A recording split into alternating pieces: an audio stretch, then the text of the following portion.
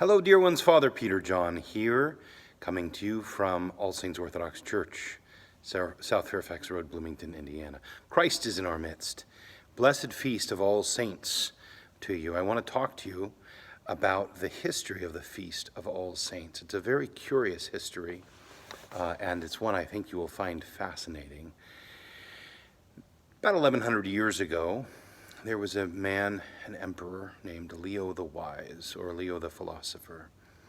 And Leo was married to a woman named Thea Fano. She was a very devout Orthodox Christian, and he loved her very much. But Thea Fano, while she was still relatively young, died. She got sick and she died. And her husband, Leo, was so devoted to her and really truly believed her to be saintly. He believed her to be a saint. So he had a church built in her honor and was going to open it and name it the Church of Saint Thea Fano. However, he was forbidden by the hierarchy of the church to just name a church after his departed wife. This was not something that he was allowed to do, even as the emperor.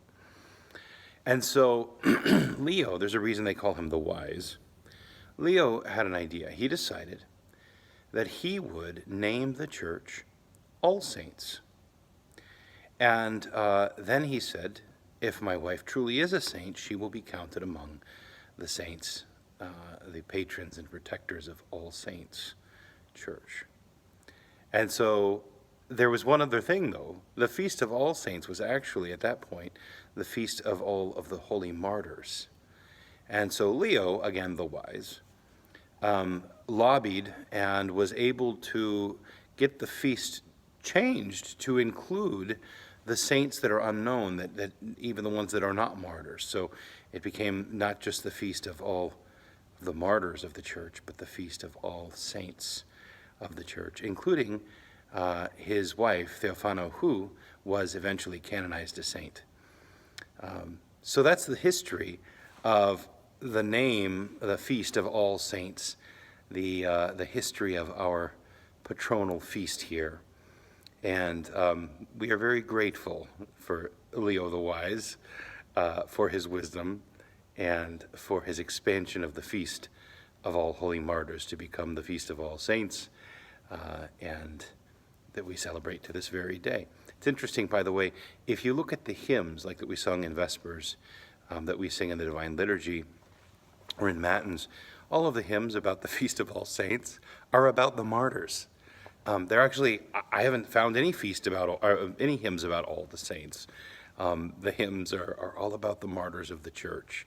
So you can see that that trace back through antiquity, through the history of the feast, these hymns that were written in the first 800 or 900 years of the church before the feast became known as All Saints as it is today. So God bless you and protect you.